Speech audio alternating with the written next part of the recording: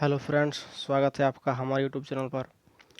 तो आज हम डिस्कस करने वाले हैं JCERT कक्षा 7 की इतिहास पुस्तक से, जिसका प्रथम पाठ हमने कर लिया है। अब पाठ 2, जिसका नाम है नए राजा और राज्य। तो सबसे पहले यहाँ पर है रिक्त स्थानों की पूर्ति कीजिए। तो चलिए देखते हैं। राष्ट्रकूट वंश का संस्थापक डैश था। तो यहाँ हमने इसका उत्तर कर लिया है। तो यहाँ पर होगा दंतिदुर्ग, यानी राष्ट्रकूट वंश का जो संस्थापक था वो दंतिदुर्ग था। उसके बाद सेकंड में है पाल वंश डैश धर्म के अनुयायी थे। पाल वंश डैश धर्म के अनुयायी थे, तो यहाँ पर होगा बौद्ध धर्म। अपने पाठ में पढ़ा होगा। तो पाल वंश जो है वो बौद्ध धर्म के अनुयायी थे। उसके बाद 3 नंबर में है चोल वंश का संस्थापक डैश था। तो यहाँ पर होगा विजयालय।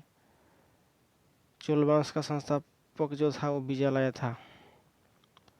चलिए आगे देखते हैं। उसके बाद है राजा महेंद्रपाल के शिलालेख झारखंड के डैश जिले से प्राप्त हुई है। तो यहाँ पर होगा चतरा जिले। आपको पता होना चाहिए, चतरा की ईंटखोरी से जो है राजा महेंद्रपाल के शिलालेख प्राप्त हुए हैं। 5 नंबर में है चोल मंदिरों का निर्माण डैश शैली में किया गया था। तो इसका उत्तर होगा द्रविड़ शैली। द्रविड़ शैली। चोल मंदिरों का निर्माण द्रविड़ शैली में किया गया था।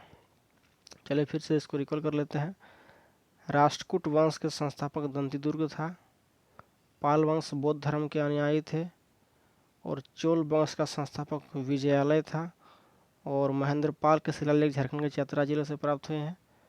चोल वंश में मंदिरों का निर्माण द्रविड़ शैली में हुआ है। इसके बाद हम लोग देखेंगे आगे। ठीक है, चलिए आगे देखते हैं।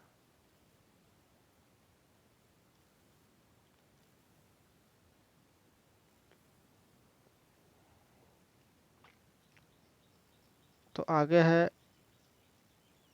निम्न प्रश्नों के उत्तर लिखिए। निम्न प्रश्नों के उत्तर लिखिए। तो पहला प्रश्न है कि कौन कौन के राजवंश त्रिपक्षीय संघर्ष में शामिल थे। तो आपको पता होना चाहिए। इसका उत्तर है कि राष्ट्रकूट, पाल वंश तथा गुर्जर प्रतिहार कन्नौज राज्य के ऊपर शासन करने के लिए त्रिपक्षीय संघर्ष में शामिल थे। यानी कि हर्षवर्धन की मृत्यु के पश्चात भारत में जो है छोटे छोटे राजवंशों का उदय हुआ। उनमें से थे राष्ट्रकूट, पाल वंश, गुर्जर प्रतिहार, कन्नौज।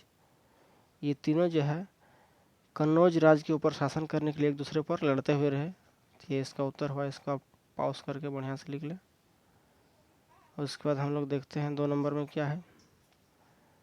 विक्रमशिला विश्वविद्यालय की स्थापना किसने और क्यों की थी। तो चलिए इसका उत्तर देखते हैं।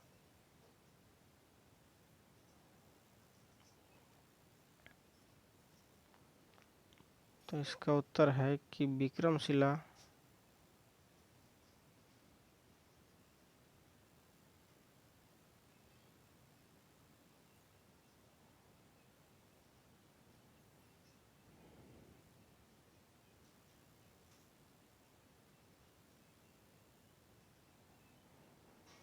विक्रमशिला विश्वविद्यालय की स्थापना पाल वंश के राजा धर्मपाल के द्वारा 783 से 800 BC के मध्य की गई थी।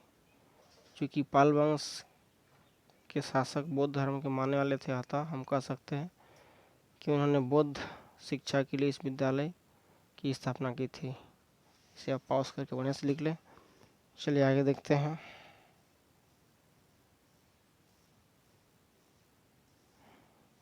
प्रश्न नंबर 3।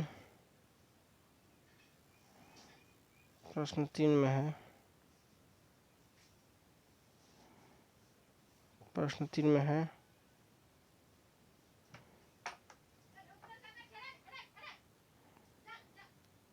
राष्ट्रकूट शक्तिशाली कैसे बने?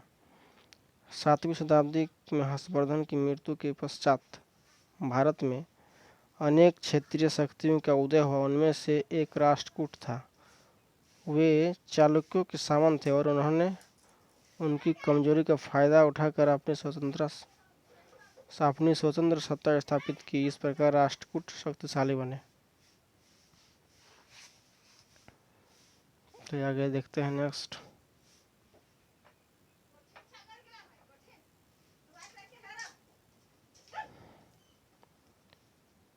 तो आगे है कि सामंत किसे कहा जाता था। तो देखिए, सामंत बड़े जमींदार और योद्धा थे जिन्हें राजा के द्वारा राजनीतिक अधिकार दिया जाता था। सामंत राजा को शासन चलाने में मदद करते थे। यह जनता से कर वसूलते थे। यही इसका उत्तर है। इसको बढ़िया से आप कर लें। चलिए आगे देखते हैं। 5वां प्रश्न क्या है? 5वां प्रश्न है, चोल साम्राज्य के स्थानीय स्वशासन की क्या विशेषता थी? तो इसका उत्तर है कि चोलों की स्थानीय स्वशासन व्यवस्था प्रणाली काफ़ी अनोखी थी। अन्य किसी भी भारतीय राज्य में ऐसी व्यवस्था देखने को नहीं मिलती है। चोल शासकों की स्थानीय प्रशासन व्यवस्था को बरियम कहा जाता था। यह व्यवस्था समिति प्रणाली पर आधारित थी।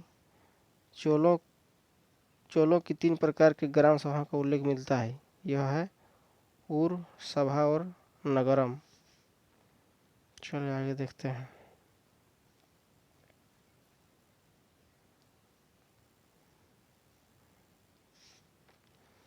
तो उनमें से जो है ऊर गांव वालों की ग्राम परिषद होती थी। ऊर जो है गांव वालों की एक ग्राम सभा होती थी। सभा गांव के वरिष्ठ ब्राह्मण की सभा थी तथा नगरम प्राय व्यापारिक केंद्रों के प्रबंध कार्य के लिए हुआ करता था। ठीक है, तो इस तरह हमने इस पाठ के सारे प्रश्नों का हल किया है। यदि आपको ये वीडियो अच्छा लगा है तो अपने दोस्तों के साथ शेयर करें, लाइक करें, कमेंट करें, ताकि जो भी इस चैप्टर इस बुक का जो भी वीडियो हम बनाएं उसका नोटिफिकेशन आपको जल्द से जल्द प्राप्त हो जाए। तो इस वीडियो को देखने के लिए आपका बहुत बहुत धन्यवाद। जय हिंद, जय झारखंड, जोहार।